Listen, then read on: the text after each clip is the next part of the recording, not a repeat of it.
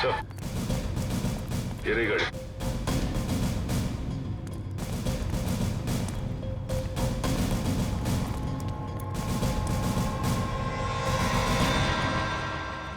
इकडे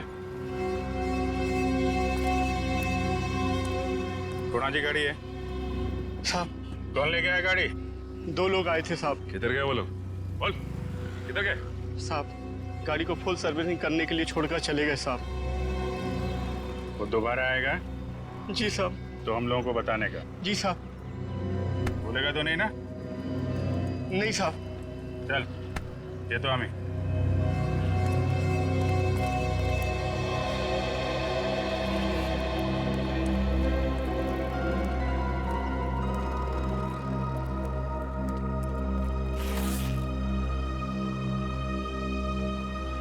ये 20,000 एडवांस, बाकी पैसा काम होने के बाद।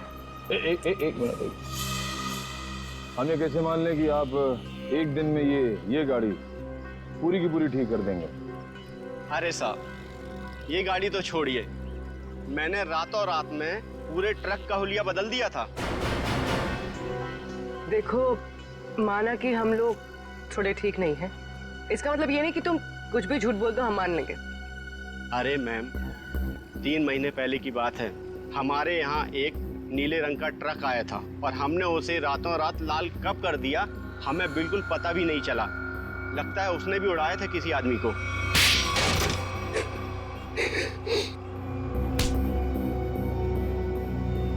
मगर अपने को पता चल गया है?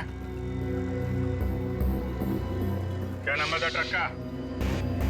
तुम सीआईडी के जाल में फंस चुके हो। उस ट्रक का नंबर तो नहीं मालूम, लेकिन वो ट्रक सब्जी मार्केट में चलता है।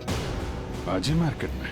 हमारे पास जब ट्रक आया तो उस ट्रक में सूखी सड़ी गली सब्जियां कुछ पड़ी हुई थी। कौन मालिक है ट्रक का? ट्रक के मालिक का नाम तो नहीं मालूम, लेकिन उसके ड्राइवर का नाम मालूम है। उस ड्राइवर का नाम गोटिया था। गोटिया? जी साहब। कैसा दिखता है ये गोटिया?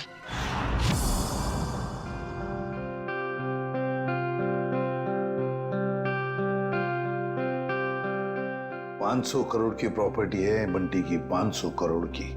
लेकिन एक बात अच्छी है कि उसकी जान को किसी से खतरा नहीं है।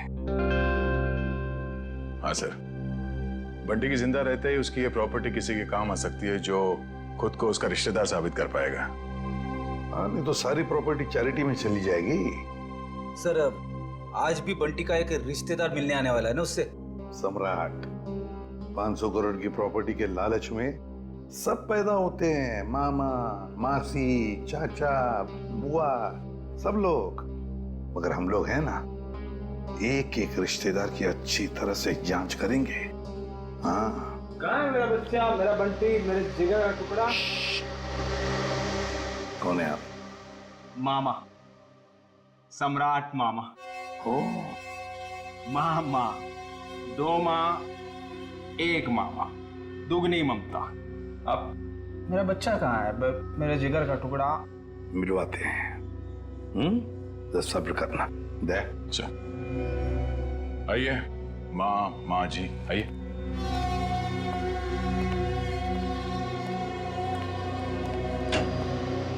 पंकज, ये मामा जी है, सम्राट मामा जी, बंटी के मामा, इनसे बात करना चाहते हैं।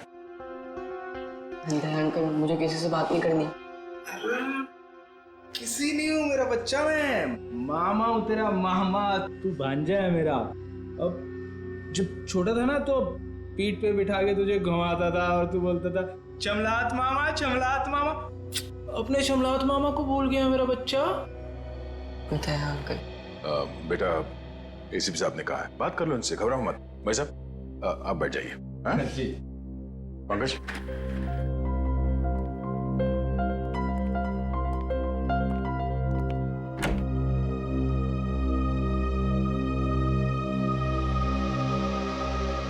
बचपन के रूठने की आदत गई नहीं तेरी। अब पर तू जब बचपन में रूठता था ना तो मैं तुझे चॉकलेट देता था। ये ले तेरी चॉकलेट। आप ये रख लीजिए, मैं चॉकलेट नहीं खाता। बेटा, जब तू छोटा था तो यही चॉकलेट खाता था। खाता हूँगा, पर अभी मैं ये नहीं खाता। कोई बात नहीं, रख ले। जब तू मेरे साथ जाएगा ना तो तुझे वही चॉकलेट दूंगा जो तू अब खाता है। चल अब मामा को एक मीठी सी प्यारी सी किसी दे दे। चल कम। आप अपनी आगे खोल लीजिए, ये सब मेरे को अच्छा नहीं लगता। भूल गया, शर्म आ रही है तुझे। कोई बात नहीं, मैं सब याद दिलवा दूंगा। जब तू बचपन में मुझे ऐसे किस्सी नहीं देता था ना, तो मामा ऐसे पकड़ के किस्सी ले लेते थे। Please please. दया, लगता है बंटी खुश नहीं है इस सम्राट मामा से मिलकर। तो वैसे भी टाइम हो गया है, इसे भगाते हैं। नहीं आपका भांजा, कोई और होगा। सम्राट मामा उठिए। तो साहब मैं बच्चे को कब ले जा सकता? बाकी और भी रिश्तेदार आने वाले हैं, वो भी दावा कर रहे हैं बंटी के रिश्तेदार होने का। उन सब की जांच करने के बाद हम आपको बता देंगे, ठीक है? सब नकली है साहब, मैं असली मामा हूँ।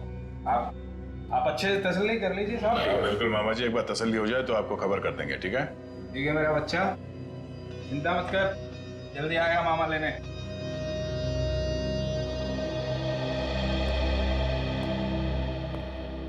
मिले मामा से? अंकल मुझे इन लोग के साथ नहीं जाना, मुझे लोग अच्छे नहीं लगते अंकल।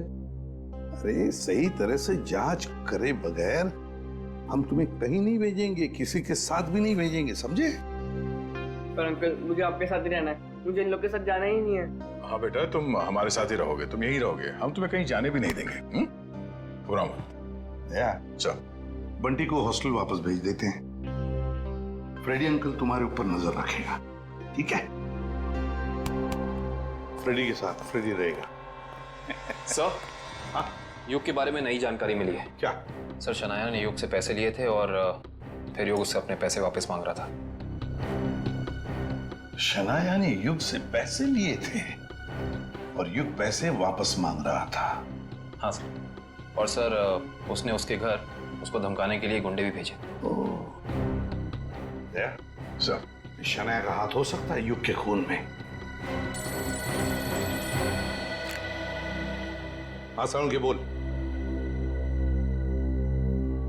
ठीक है, अभी आते हैं।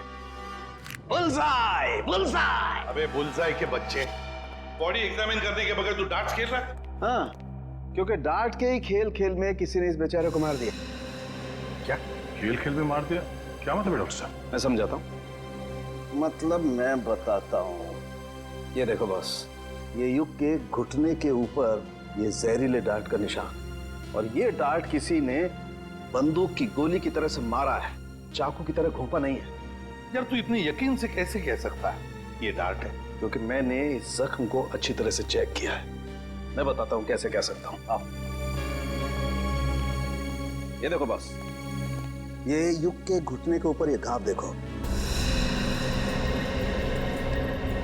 और से देखो, ये घाव एकदम सीधा है, 180 डिग्री की रेखा में एकदम सीधा। अगर ये डार्ट चाकू की तरह घोंपा गया होता तो इतना सीधा नहीं बन सकता था। तो जैसे कि ये डार्ट यहाँ पैर पे घुटने के ऊपर मारा गया है, इसका मतलब है कि किसी ने निशाना नीचे से लगाया है। सर, उस पार्टी में इतने सारे लोग थे और किसी ने खूनी को देखा कैसे नहीं? तो ये भी हो सकता है दया कि खूनी ने छुप कर डार्ट चलाया, या फिर कोई डार्ट चलाने वाला ट्रिगर मैकेनिज्म ऐसी जगह पे फिट किया हो जो जगह ऊंचाई में कम हो। मगर सर, ये मैकेनिज्म कहाँ पे लगाया होगा और कैसे लगाया होगा? वही तो पता लगाना है ना फ्रेडी, वही तो पता लगाना है। लेकिन एक बात पक्की है कि युग को पार्टी में बुलाकर खूनी ने उसका पूरा फायदा उठा लिया। सर, कहीं इस सब के पीछे शनाया तो नहीं? हो सकता है सर, शनाया के पास युग को मारने की वजह भी है। उसने बहुत सारे पैसे कर्जे में लिए थे उससे, और वो पैसे लौटा नहीं पा रही है। शनाया? हाँ, हो सकता है शनाया ने युग को पार्टी में बुला लिया, उसको खत्म कर डाला, सारे पैसे हड़प कर लिए। ना रहेगा बांस, ना बजेगी बांसुरी।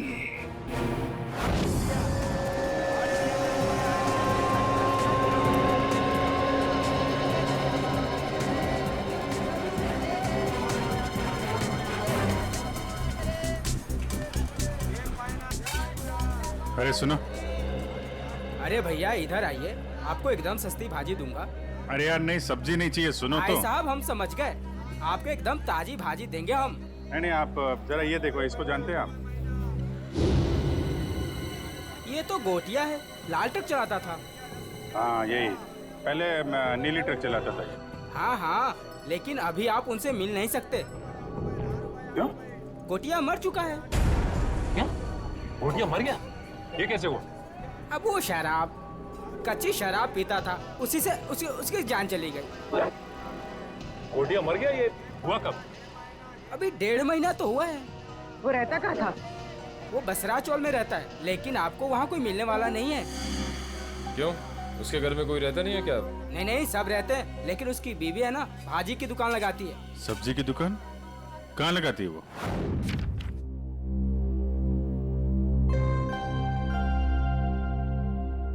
राहुल, क्या बात है? तू इतना चुपचाप क्यों है? कुछ नहीं। रुक, मैं पता लगाता हूँ क्या बात है। 1 2 3। पता चल गया। तुम तो एकदम सीआईडी अंकल्स की तरह बर्ताव कर रहे हो। क्या करूँ, कभी कभी सोचता हूँ कि बड़े होके एक सीआईडी अंकल ही बन जाऊँ। अच्छा तो बता, मेरे बारे में क्या पता किया? वो मैं तुझे बाद में बताऊंगा। पहले तू बता कि तेरी परेशानी क्या है? बंटी, वो ना, मुझे मेरे पापा की बहुत याद आती है। मैं समझ गया था, पर राहुल तू चिंता मत कर। सीआईडी अंकल आ गए हैं ना, अब तेरे पापा को गायब करने वाले लोगों को पकड़ेंगे और उन्हें जेल में डाल देंगे। सच? मैंने आज तक कभी तुझसे झूठ बोला है क्या? बिल्कुल नहीं। चल अब खुश हो जा। राहुल, तुझे पता है जब मैं बड़ा होकर सीआईडी अंकल बनूंगा ना, तो गुनहगारों को कैसे सजा दूंगा? कैसे? गुदगुदा के। उन्हें इतना गुदगुदाऊंगा कि वो लोग परेशान होकर सच बोल देंगे। ये तो अच्छी बात है। तो चल देख कर आते हैं सीआईडी अंकल्स क्या कर रहे हैं। तो चल। मैं अकेली हो गई साहब, गोटिया मुझे छोड़कर चला गया। आप लोगों ने उसकी याद दिला दी। देखिए, एक केस के सिलसिले में पूछताछ करनी थी, इसलिए हमें आपसे पूछना पड़ा। हम आपका दर्द समझ सकते हैं। अब ठीक कह रहे हो मैडम जी, एक औरत ही औरत का दुख समझ सकती है।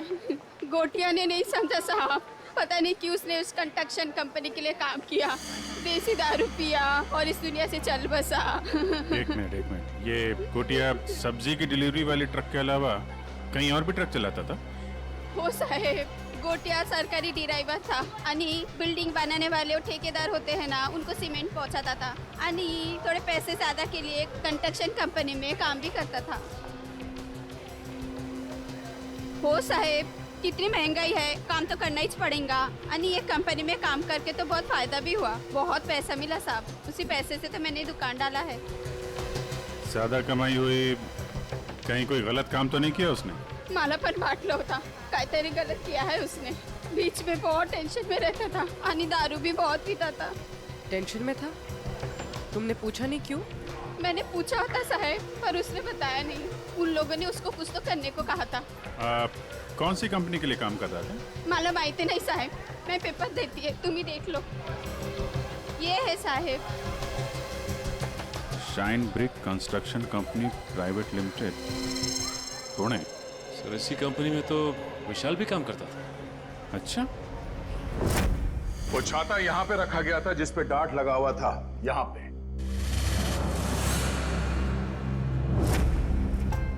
इतनी ऊंचाई पर और इसी जगह पे। और युग यहां पर खड़ा था, फोन पर बात कर रहा था। वो फोन जो झूठा फोन था, सिर्फ इसलिए किया गया था ताकि युग यहां आकर उस फोन पर बात करे। उसे यहां लाने के लिए किया गया था। युग यहां पर फोन पे बात कर रहा था, उसी वक्त किसी ने ट्रिगर चला दिया, डार्ट निकला उस छाते में से और घुस गया यहां घुटने के ऊपर युग के। और वो आदमी जिसके हाथ में इस डार्ट का ट्रिगर था, वो इसी पार्टी में मौजूद था। सर बताइए ना, कौन है खूनी? इसने मेरे युग को मार दिया। वही जो इस पार्टी के बारे में सब कुछ जानता था, वही जिसे युग के साथ कुछ लेना देना था। वो जिसे युग खटक रहा था। युग ने उसे पैसे दिए हुए थे और शायद वो उसे वापस मांग रहा था। क्यों शनाया जी, सच है ना? नहीं सर, ये सच नहीं है। मैंने युग और दिया से पैसे जरूर लिए थे, लेकिन सर मैं किसी की जान नहीं ले सकती हूँ। हाँ, हमने कब कहा कि आपने युग की जान ले ली है? किसी से मरवा दिया युग को। और तुमने जान ली मेरे युग की। हमने तुम्हारे बुरे समय में तुम्हारी मदद की, तुम्हें पैसे दिए, तुमने उसी पैसे के लिए मेरे युग को मार दिया। नहीं दिया, ये तुम क्या बोले जा रही हो? सर, मुझे मेरी फिल्म का एडवांस मिला था। मैं युग को पैसे लौटाने ही वाली थी। मेरे पास वो चेक है, मैं आप लोग को वो दिखा सकती हूँ। चेक घर में रखने से कर्जा नहीं उतरता, कर्जा उतारने से उतरता है। वैसे लोगों को कर्जा लेने में बहुत अच्छा लगता है, मगर जब कर्जा उतारने की बात होती है तो बहुत तकलीफ होती है। क्यों? और इसीलिए तुमने उस गिटार बजाने वाले के हाथों युग को मरवा दिया। कौन सा गिटार बजाने वाला सर? पार्टी तो तुम्हारी थी शनाया, तुम तो जानती होगी उसे। लेकिन आप कैसे कह सकते हैं कि वो कोई गिटार बजाने वाला था? हमने वीडियो फुटेज में उसे देखा था। उसने गिटार बजाने वाला थंपिक पहना हुआ था। शायद वो कहीं और परफॉर्म करके यहाँ इस पार्टी में आया था, इसलिए शायद हड़बड़ी में वो थंपिक उतारना भूल गया।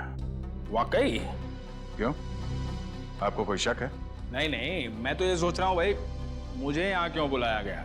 देखो भाई, मैं निर्दोष आदमी हूँ, अपने आप में मस्त रहता हूँ, और मुझे किसी के मरने मारने से कुछ लेना देना नहीं है। चुप रहिए,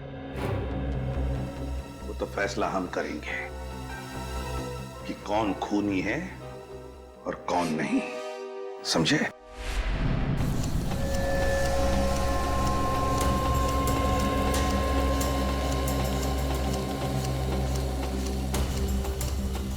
सर 2 घंटे हो गए इस मिल में इंतजार करते करते, अब तक तो उसका मालिक नजर नहीं आया। कब तक इंतजार करते रहेंगे? जब तक उससे मिल नहीं लेते। अच्छा, आ गई सर। मेरा नाम कियाना है, ये मेरा ही ऑफिस है। कियाना जी, आप यहाँ?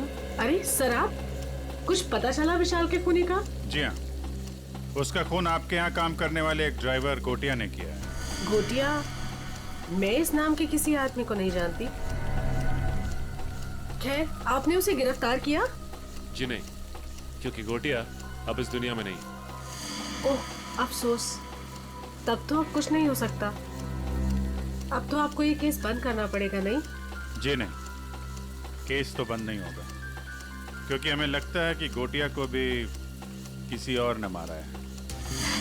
सर, आप लोगों का तो काम है शक करना, नहीं? आपको भी मालूम है? देखिए ना कैसा संयोग है। विशाल आपकी कंपनी में काम करता था, उसे गोटिया ने मारा, और गोटिया भी आपकी कंपनी के लिए काम करता था और वो भी मारा गया। अच्छा आदमी था विशाल, पर गोटिया इस नाम के किसी आदमी को मैं नहीं जानती। सर, मेरी कंपनी में काफी लोग काम करते हैं, अब सबका नाम और चेहरा याद रखना काफी मुश्किल है मेरे लिए। ये बात तो है। खैर, उसके मरने की खबर तो मिली होगी आपको? इतनी फुर्सत नहीं है मेरे पास ऑफिसर, पर हाँ, मेरी कंपनी के कंस्ट्रक्शन डिपार्टमेंट को वीर नाम का आदमी देखता था, शायद उसे कुछ मालूम हो। वीर?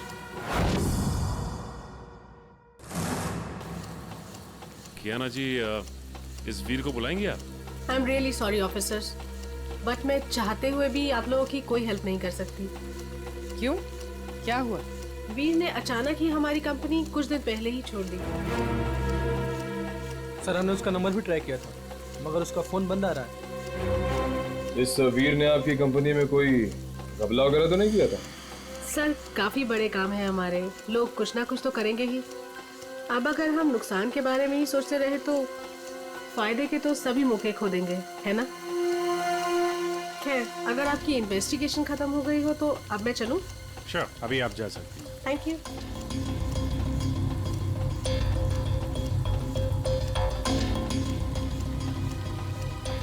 सर, एक जरूरी बात बतानी है आपको। हाँ, बताओ। सर, विशाल बहुत शौकीन मिजाज का आदमी था। शौकीन मिजाज का? क्या क्या क्या करता था वो? सर जिस रात उसका खून हुआ था उस रात होटल आला में उसने अपने नाम पर एक कमरा बुक किया था। होटल आला? जी sir. Okay, thank you very much. Thank you sir. Sachin, जरा इस होटल आला का ताला खुलवाओ, पता करो ये विशाल क्या कर रहा था वहां पे। सर दरवाजे पे ताला था और उसका फोन भी बंद है। पूरे घर की तलाशी लेते हैं।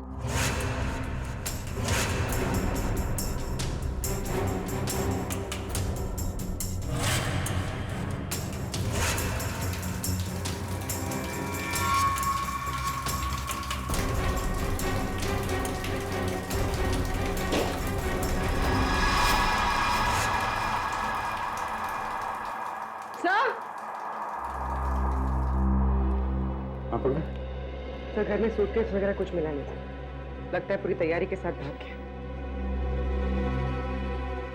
आके जाए। क्या लगता है आपको ये युग का खून किसने किया होगा?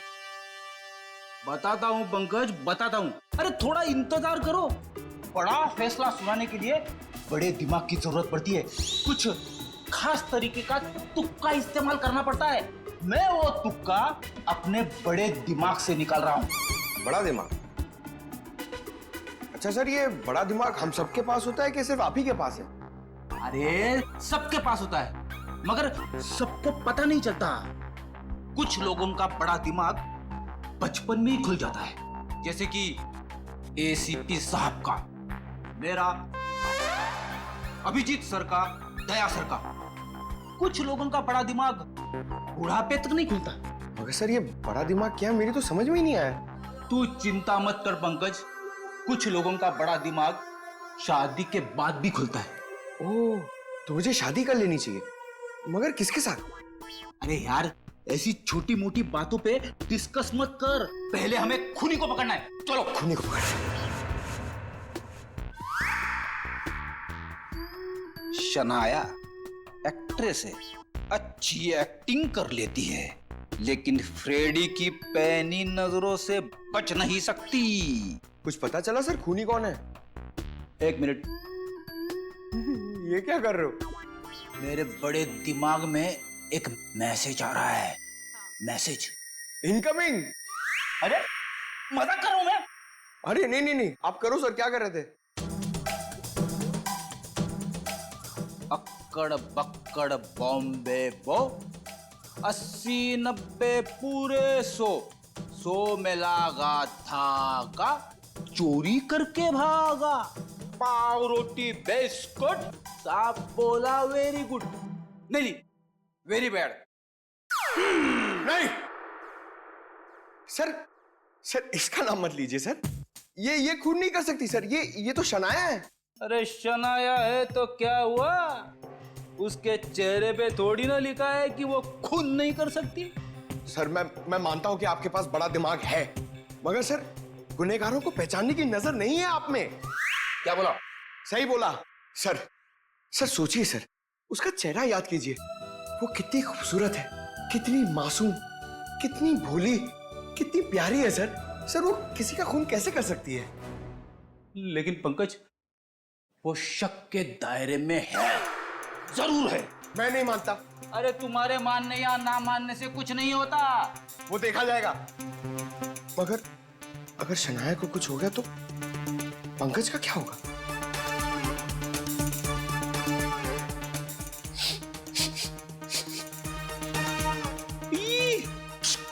क्या हुआ सर? इसके तो नाम से भी शराब की बू आ रही है। सर ये तो शराबी, लालची, जुआरी सब लगता है सर।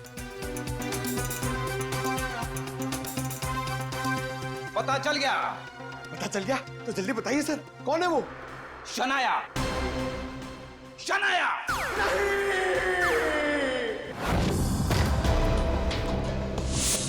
टोनी, टोनी, सर जल्दी आइए। तो मर गया था।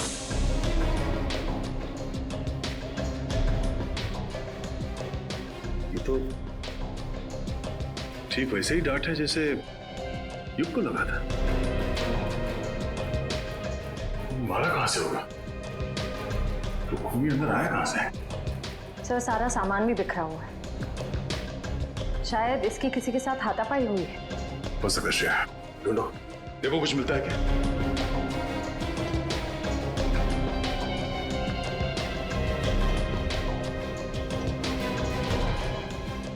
सर आशा, सर ये देखिए। ओह, तो इस माइक में छुपा रखा था वो डार्ट। टोनी ने ये माइक शायद अपने मुंह के पास लाया होगा और वो डार्ट यहाँ माइक से निकलकर उसके गले में फंस गया और मारा गया। पर सर ये सब किसने किया होगा? वही जिसे डर था कि हम इस टोनी के जरिए युग के खूनी तक पहुंच जाएंगे। सर सर क्या हुआ? यहाँ पे कुछ है। क्या है? अब पहले मुझे बाहर निकालो, फिर दिखाऊंगा।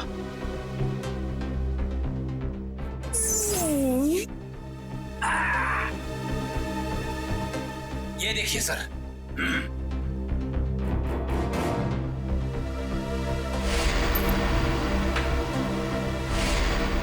सम्राट? हाँ सर, सम्राट मामा। पता करो इस वक्त ये कॉइन उछालने वाला कहाँ है?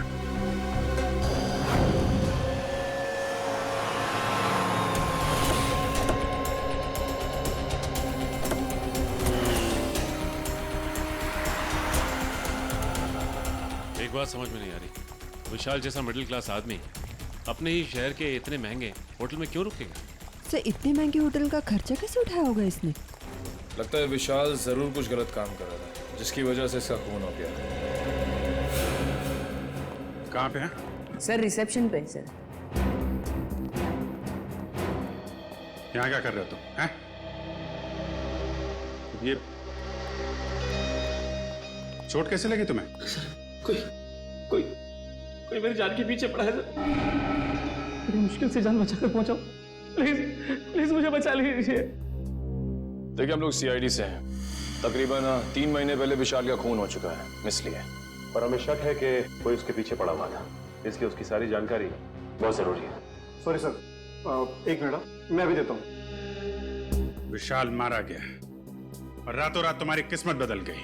वो ट्रक ड्राइवर जिसने विशाल को मारा था वो तुम्हारी कंपनी के लिए काम करता था, उसे भी कच्ची शराब पिला के मार दिया। इन सब के पीछे तुम हो। तुम्हारे पीछे कौन पड़ा है? और रातों रात तुम्हारी किस्मत बदल गई।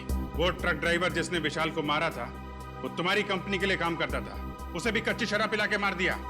इन सब के पीछे तुम हो। तुम्हारे पीछे कौन पड़ा है? पूरी पलट कर दिए साहब, अगर ऐसे इल्जाम मत लगाइए। कोई मेरी जान के पीछे पड़ा है।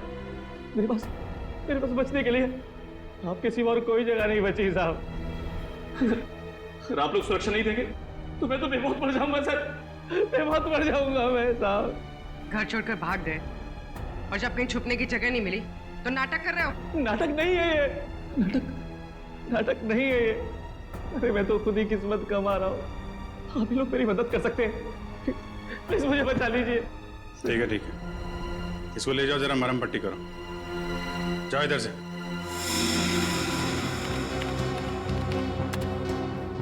सर ये रहा।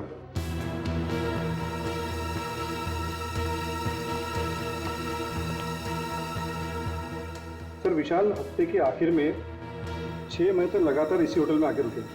और हाँ सर, वो हमेशा एक ही कमरा यूज करते हैं। लगातार 6 महीने से इस होटल में आ रहा था वो? अच्छा, वो अकेले आ रहा था या साथ में कोई और आता था? अकेले सर। ये विशाल यहाँ अकेले आके करता क्या होगा? सर हो सकता है किसी से मिलने आता हो सकता है। अच्छा एक काम करो, जिस वक्त इस होटल में विशाल रुकता था उस वक्त और कौन कौन रुका है सबकी लिस्ट चाहिए हमें। जी सर, मैं भी देता हूँ। मुझे आपसे कुछ कहना है। क्या कहना है बेटा? क्या कहना है बता। ये क्या? ये आपके लिए। मेरे लिए? वकील साहब प्लीज मुझे किसी और के साथ मत भेजिए। मुझे कहीं और नहीं जाना है। मैं अपने एसीपी अंकल के साथ ही रहना चाहता हूं, हमेशा के लिए। मैं बहुत खुश हूं उनके साथ। वो मेरा बहुत ख्याल रखते हैं। मैं उन्हें छोड़कर कहीं खुश नहीं रह सकता।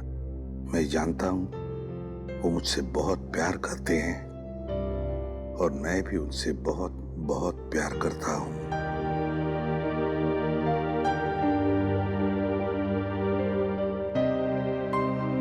क्या है ये बेटा? हाँ अंकल, मैं आप ही के साथ रहना चाहता हूँ। मुझे कहीं नहीं जाना। मुझे आपके साथ बहुत अच्छा लगता है अंकल। मुझे भी तुम्हारे साथ रहना बहुत अच्छा लगता है बंटी। मैं भी तुमसे बहुत प्यार करता हूं। लेकिन बेटा, हमारे देश के कोई कायदे कानून होते हैं, उन्हें मानना पड़ता है।